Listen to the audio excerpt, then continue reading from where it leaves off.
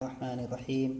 الحمد لله رب العالمين، والصلاة والسلام على أشرف الأنبياء والمرسلين نبينا محمد وعلى آله وصحبه أجمعين ومن تبعهم بإحسان إلى يوم الدين، أما بعد.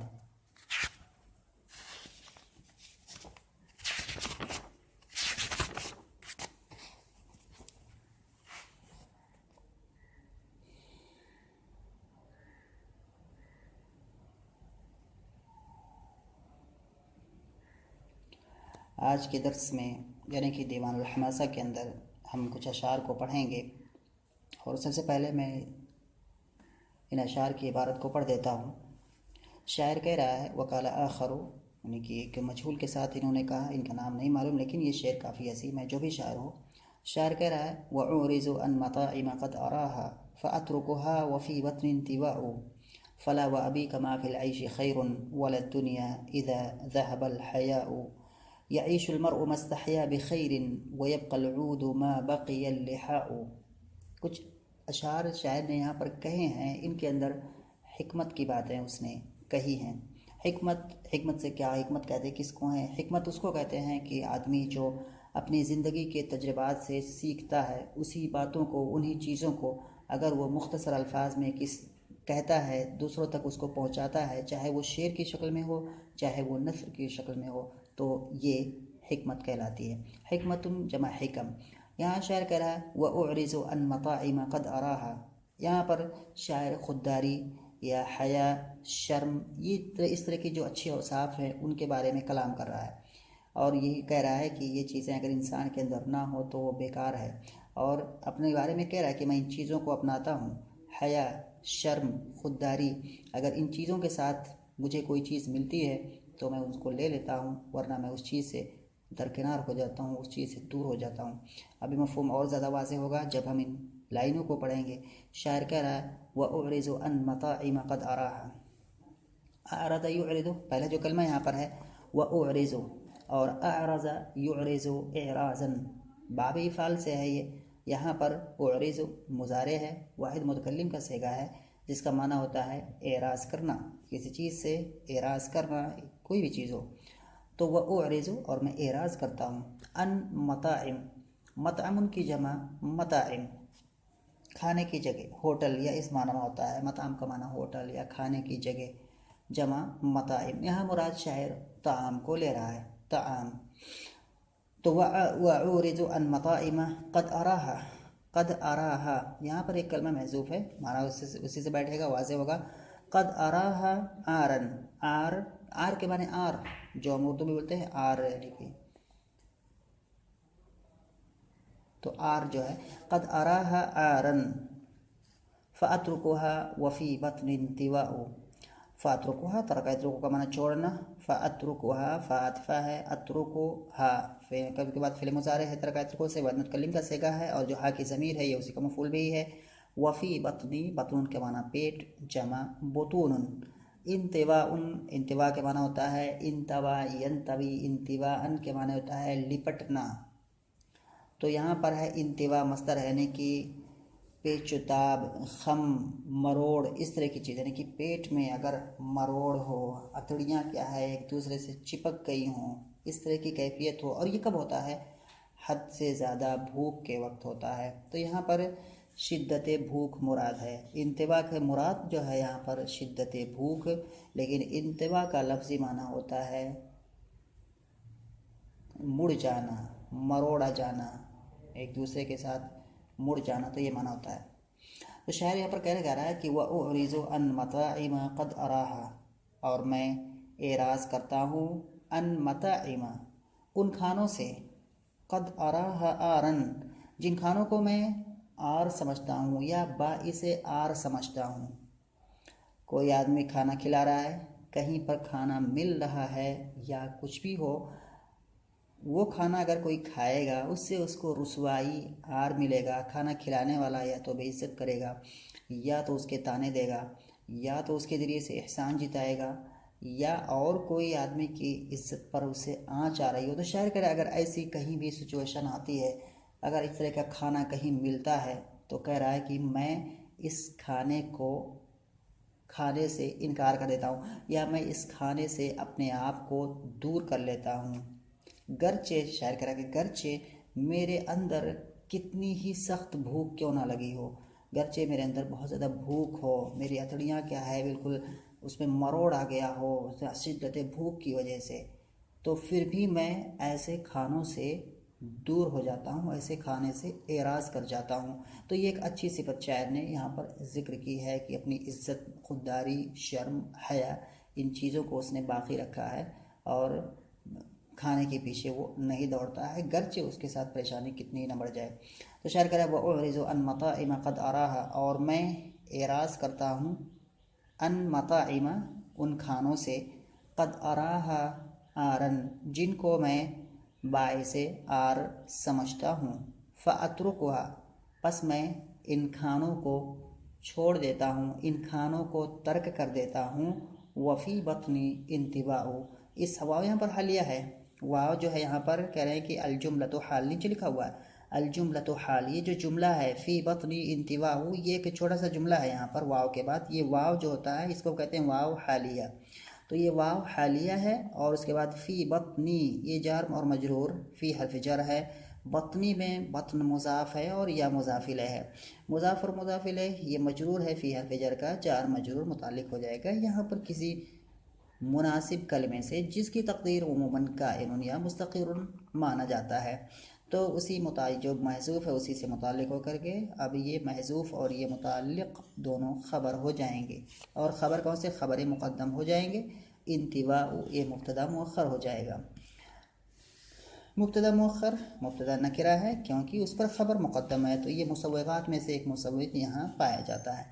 تو اب اس طرح سے خبر مقدم اور مبتدا مؤخر یہ ایک جملہ بنے گا جو جملہ اسمیہ ہوگا، اور یہی جملہ اسمیہ یہاں پر حال واقع ہے، اس لیے اس کو ہم کہیں گے جملہ حالیہ،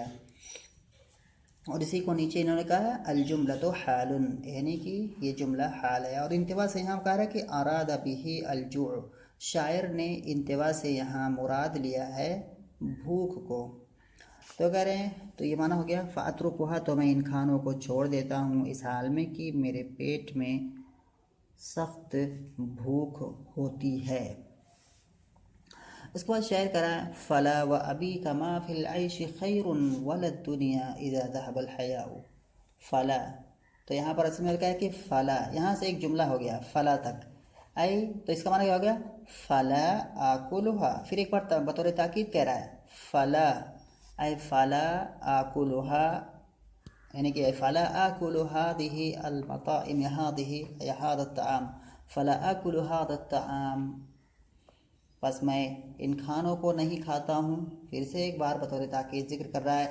یہاں فلا کے بعد پھر یہاں سے جو شروع ہو رہا ہے ایک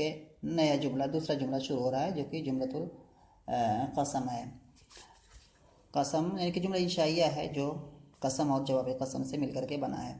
تو یہاں پر اگر کہ واو یہاں پر قسمیہ ہے، یعنی نیچے لکھا ہوا للقسم، قسم کے لیے، یعنی کہ جو واو ہے یہ قسم کے لیے ہے، تو اس میں کیا رکھا و ابی کا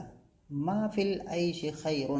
ما یہاں پر نافیہ ہے، اس کے بعد ہے کہ ما ولا المشبہتان بلیسا، جو ما اور لا جو ہوتے ہیں لیسا سے مشابہت کی وجہ سے عمل کرتے ہیں، انہی میں سے ایک یہ بھی ہے ما ہے۔ اس کے بعد جو فی العیش ہے یہ خبر ہے ما کی، جو خبر اس کے اسم پر مقدم ہے، اور خیر اسی ما کا اسم ہے، پہلے اس کا مفہوم کرتے ہیں، پھر اس کے بعد دوسری چیزوں پر بات ہوگی، کہہ رہے ہیں فلا فلا آکلها، بس میں نہیں کھاتا ہوں اس طرح کے کھانوں کو، وہ ابی کا، اور تمہارے باپ کی قسم، ما فی العیش خیر، زندگی میں نہیں ہے کوئی بھی بھلائی، ولا الدنیا، اور نہ ہی دنیا کے اندر، تو کیا معنی اس طرح کیا ہوا ہے، اس کی اصل کیسے ہو جائے گی؟ ما فی العیش ولا الدنیا خیر اذا ذهب الحیاء، اصل عبارت اس کی ایسے ہی ہے، شعر کی وجہ سے اس پہ کچھ تقدیم و تاخیر ہوئی ہے، تو پھر سے جو اصل ہے اس اصل پر میں اس عبارت کو پڑھتا ہوں، کیسے ہوگا؟ ما فی العیش ولا الدنیا خیر اذا ذهب الحیاء، تو یہاں پر جو ہو جائے گا یہ ما نافیہ ہے، فی العیش جیسے میں نے بتایا یہ خبر مقدم ہے، خبر ہے ما کی، اس کا متعلق جو ہو جائے گا، یعنی کہ فی العیش جار مجرور متعلق ہوگا ہمیشہ، ظرف یا جار مجرور جو ہوں گے وہ متعلق ہوں گے کسی کلمے سے جو کہ کائن یا مستقر عام طور پر مانا جاتا ہے۔ تو ما قائم، اگر یہاں کائن مانیں گے تو ہو جائے گا ما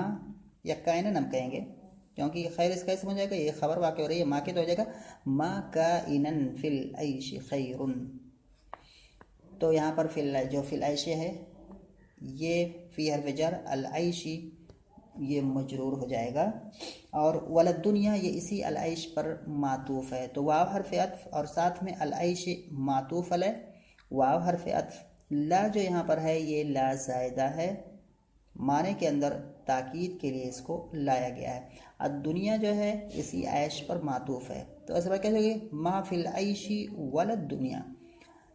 تو اب اس طرح سے کیا ہو جائے گا فی العیش ولدنیا، یہ پورا کا پورا اب خبر بنے گا، اور یہ جو متعلق ہوگا جس سے وہ کیا ہوگا کائنن، اور خیر اس کی اصل جگہ یہاں پر ہے بعد میں،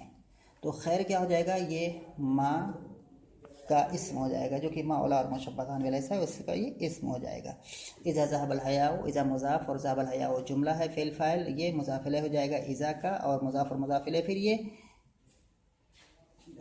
متعلق ہو جائیں گے خیر سے، اس سے خیر جو کہ اس میں تفضیل ہے یہ اپنے اسے ضرب سے مل کر کے یہ پورا اسم ہو جائے گا، جو کہ ما کا اسم ہوگا۔ اب ما اپنے اسم اور خبر سے مل کر کے یہ کیا بنے گا، یہاں ما سے لے کر کے آخر تک عبارت یہ بنے گی جواب قسم، کیونکہ یہاں پر ہے و ابی کا، اصل میں ہے اقسم و ابی کا، تو اقسم و ابی کا وا جو ہے حرف جر ہے، ابی کا اسی وجہ سے کیا ہے، اسی واو کی وجہ سے مجرور ہے ابی کا، یہ چار مجرور متعلق ہو جائیں گے، یہاں پر اقسم فعل مقدر ہے اسی سے اقسم و ابی کا، تو اقسم و ابی کا یہ جملۃ القسم ہو جائے گا، اور ہر جملہ قسم کا ایک جواب قسم آتا ہے، تو اس کا جو جواب قسم ہے یہ یہاں سے شروع ہو رہا ہے، ما فی العیش خیر وللدنیا اذا ذهب الحیاء،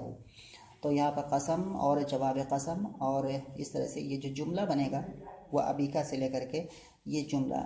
قسمیہ ہوگا، اور جو اس کو ہم جملہ انشائیہ کہتے ہیں۔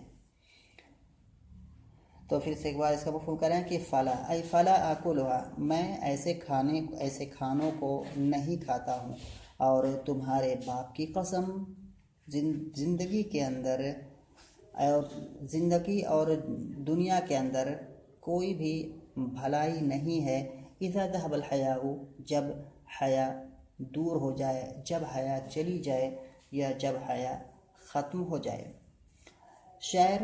آگے کہہ رہا ہے پھر انہی معنوں کو تھوڑا اور کہہ رہا ہے اور وضاحت کے ساتھ، یعیش المرء ما استحیا بخیر ویبقى العود ما بقی اللحاء،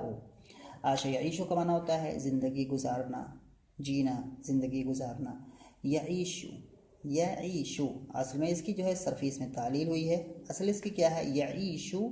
باب ضربہ یضربو سے ہے یہ، تو یعیشو یضربو کو وزن پر نہیں بیٹھ رہا ہے، تو اس کو ہم اس کے اصل پر لے جائیں گے، تو اس کی اصل ہے یضربو کے وزن پر ہے، تو یضربو کے وزن پر جب اس کو کریں گے تو ہو جائے گا یعیشو، یعیشو ہو جائے گا۔ اب یہاں پر قاعدہ ہے صرف کا اس اعتبار سے کہ یا متحرک ہے ماقبل ساکن ہے اس سے، تو اس یا کی حرکت کو ماقبل والے ساکن کو دے دیا، تو اب جب یا کی حرکت کو عین کو دیں گے تو پھر یہ بنے گا، یہی بن کر کے نکل کر کے آئے گا یعیشو، یعیش المرء ما استحیا بخیر، ما یہاں پر ہے، ما بہت ساری اس کی صورتیں آتی ہیں، نافیہ، استفہامیہ، موصولہ، مصدریہ، بہت ساری ہیں، یہاں پر کون سا ہے، یہاں پر ما جو ہے مصدریہ ہے، نیچے لکھا ہوا ہے ما مصدریۃ ظرفیۃ، یہ جو ما ہوتا ہے یہ یہاں پر دو کام کرتا ہے، ایک تو اس اپنے ما بعد کو مصدر بنا دیتا ہے، اور دوسرا اس کے اندر ظرف کا معنی ادا کر دیتا ہے، تو یہ مصدر ساتھ ساتھ میں بنتا ہے، اور وہ مصدر پھر ظرف بنتا ہے، یعنی کہ مفعول فی بنتا ہے، تو یہ دو کام یہ ما کرتا ہے۔ تو یعیش المرء ما استحیا، استحیا یستحیی اس کا معنی ہوتا ہے شرم کرنا، حیا کرنا، تو استحیا جس کی اصل ہے استحیا، استفعلا کے وزن پر استحیا، استحیا استفعلا، آخر میں جو یا ہے، آخر میں استحیا، آخر میں دو یا ہیں، تو سب سے آخری والی جو یا ہے اس آخری والی یا کو الف سے بدل دیا گیا ہے، ایک صرف کا قاعدہ ہے کہ یا متحرک ما قبل فتحہ، تو اس کو الف سے بدل دیتے ہیں، تو استحیا بخیر ویبقى العود، بقیہ یبقى معنی باقی رہ جانا، العود معنی لکڑی، جمع اعواد، وما بقی اللحاء मा बकिया ऐ मा दामा का माना यहाँ पर है। यहाँ भी मा जो है मसदरिया है, यानी कि मसदर बनाएगा अपने मा बाद को और उसको ज़र्फ़ भी बनाएगा, उसमें ज़र्फ़ का माना भी पैदा करेगा। तो मा बकिया अल्लिहाउ, लिहाउन कहते हैं लकड़ी के ऊपर जो छिलका मौजूद होता है उसी छिलके को कहते हैं, और इसकी जमा आ जाएगी अलहियतुन, लिहाउन जमउहु अलहिया। तो यहाँ भी शायर कैसे कह रहा है, यानी कि शर्म और हया को एक तरह से यहाँ भी समझा रहा है। शायर कह रहा है यईशुल मरउ मस्तहया बिखैरिन, इंसान एक आदमी जीता है मस्तहया बिखैरिन, जब तक वो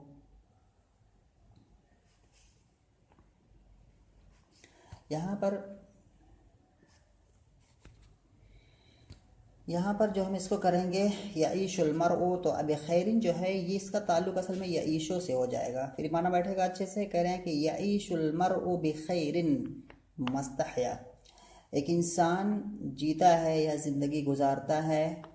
भलाई के साथ उसकी ज़िंदगी गुजरती है। मस्तहया, जब तक वो शर्म हया अपनाता है, जब तक उसके अंदर हया होती है। तो यईशुल मरउ बिखैरिन, कि इंसान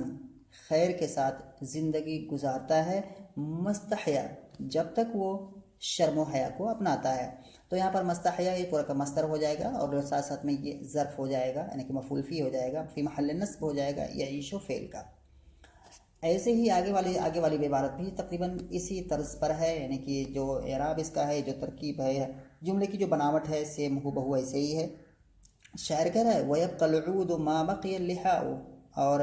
लकड़ी बाकी रहती है जब तक कि छिलका बाकी रहता है, यानी कि जब तक कि उसका छिलका, वयब्क़ल ऊद, और लकड़ी बाकी रहती है, मा बक़िया लिहाउ ऐ मा बक़िया लिहाउहु, जब तक कि उसका छिलका बाकी रहता है। तो जैसे कि एक लकड़ी है, कोई मोटी सी लकड़ी है, अगर हम देखते हैं कि उसके ऊपर पतला सा छिलका होता है, वो छिलका क्या करता है, इस लकड़ी को जो कि अंदर होती है उसको अलग अलग तरह के नुकसानात से उसको छिलका वो बचाता है।